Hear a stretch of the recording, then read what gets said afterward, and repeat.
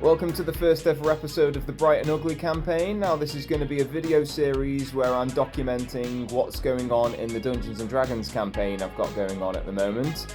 Now if you don't know what Dungeons & Dragons is, I recommend going online to look at some resources and just figure out what it is, but the general gist of these videos, it's going to be a very story time based thing, so I'm going to be narrating everything that's happened in our sessions. Now, the average group for Dungeons & Dragons tends to be about 4 or 5 people, maybe 6, including the DM, the Dungeon Master. That's me. Our group has 8 players and me as the DM, so we've got 9 people in our group, which I would not generally recommend. It's quite a lot of people, it's quite hard to deal with, it's an absolute nightmare at the best of times, but honestly it is so much fun because it is just so chaotic. Even though it's probably going to give me a brain aneurysm at some point. So I'm just going to start with the primer stuff, so telling you guys about the world and how it's, and what sort of situation everyone's going to be in, so I'm going to get straight on that. Okay, so we just got to get this prop on. There we go. Now, in case you hadn't guessed it by the music and by the hat, the setting is going to be based on the Wild West, for which I've gone and found a load of resources online for how to incorporate that into a Dungeons & Dragons campaign, using revolvers and rifles and dynamite and steam trains and all sorts, like to try and get the real feel for the setting down there. It's going to take place on a continent of my creation called Neerven, and Neerven is kind of like America was in the New Frontier. It's when the campaign takes place, it's only been sort of established by invading forces for the past sort of 200 years. So there's a few major cities been built, and different parts of the island are controlled by the different forces. There's 2 main sort of political forces at work, which is the Magocracy of Azelgar, and they are ruled by a hierarchy of mages, and foreign mages in their land are treated very well respected, but it's a huge oligarchy, and so that means there's a huge divide between rich and poor. The mages have access to all the human resources and food and money and wealth and everything, whereas the poor people are just left to sort of starve on the streets. And the western part of the continent is generally where all the Azelgar territories are, whereas on the eastern part it's ruled by the Jagan Empire. Now the Jagan Empire, they're a holy empire which are ruled by a god emperor that they revere as sort of the divine conduit for all gods, for example. Like, they believe he is like the divine embodiment of all of the gods in the world. And so they're very, very religious based. They have very much like sort of Crusaders and Templars sort of thing. Their religion pretty much dictates everything that they do, and yeah, so then in the middle of Neerven, there is a small sort of pocket of land which has been gifted to the city-state of Travalia, which is part of the Jagan Empire, and they're generally neutral ground. So, like, because Azelgar and Jaga don't like each other really at all. They've had a storied past, and they've had loads of wars with each other. Even on Neerven, it's mad. And the centre land is generally owned by Travalia, who have always been sort of like a middle standing one. So all you got to remember there is you got Magocracy on the left, you got the Empire on the right, and middle ground in the middle.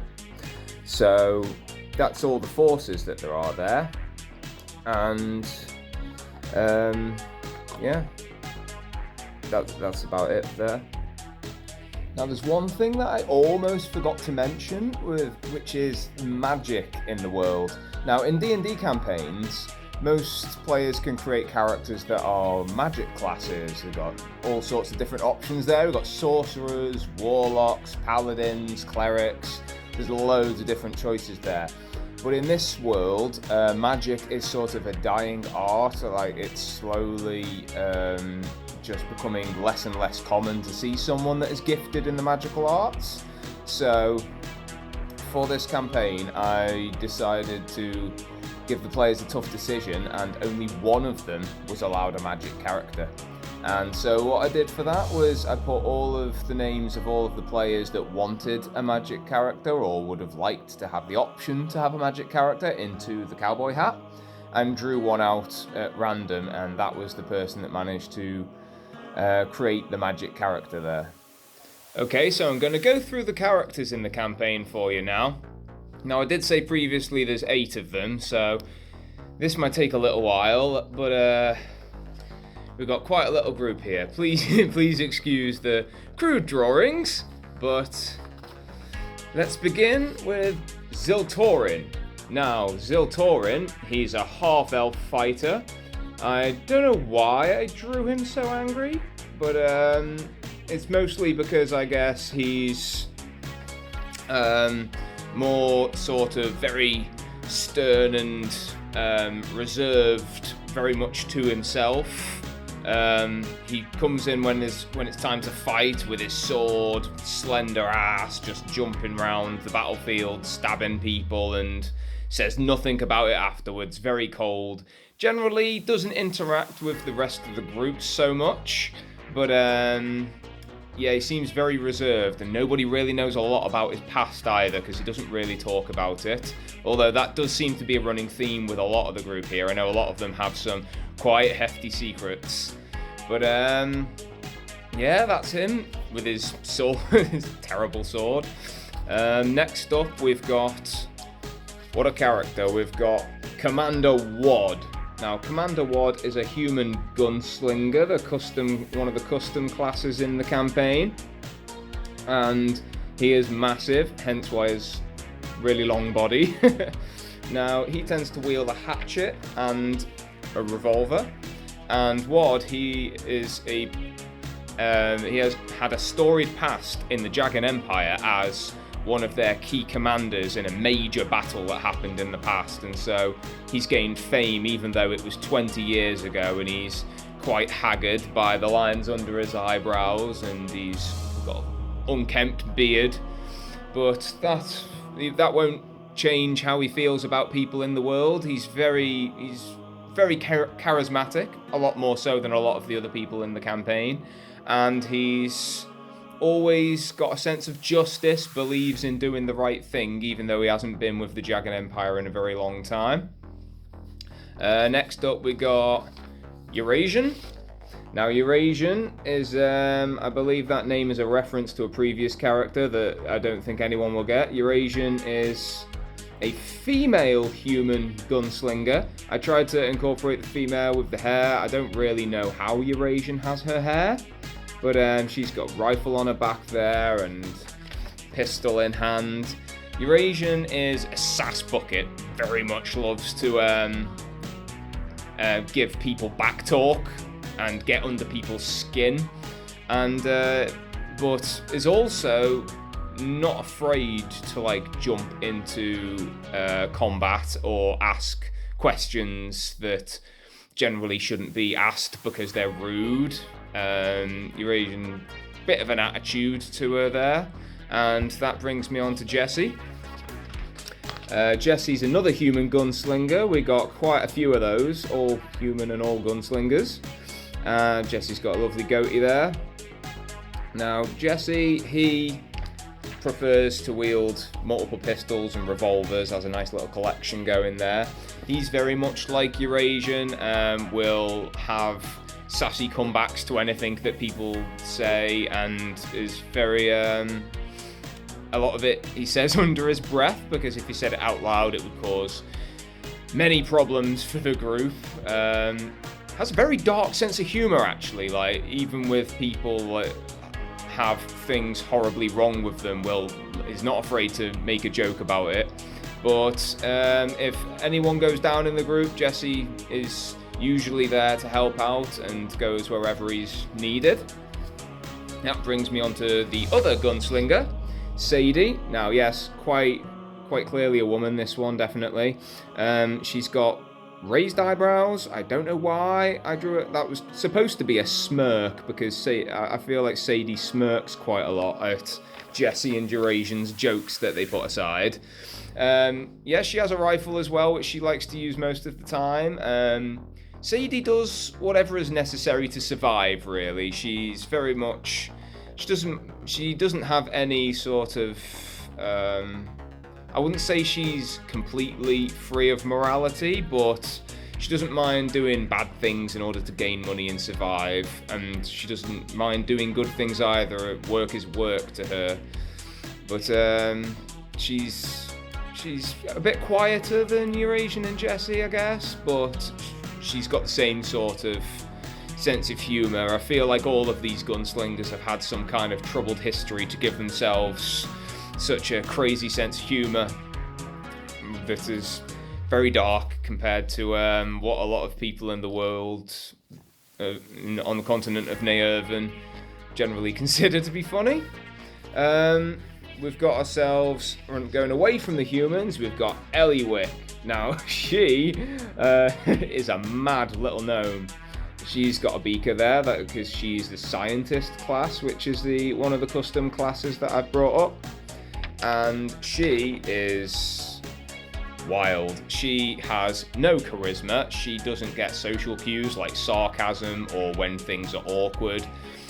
She quite often goes off on her own little adventures, like when her brain thinks, I wonder if I did this with this for one of my next experiments. Okay, let's go do that now, and we'll just wander off and leave everyone else to do their own thing and come back with some completely irrelevant information that no one generally cares about, but if she cares about enough to do it, she'll do it. And that brings us to the next scientific member of the group, Rundar Knuckle, Professor Rundar Knuckle. That is a screwdriver. I can't draw a screwdriver. In fact, I can't draw at all. I don't know why I bothered with these things.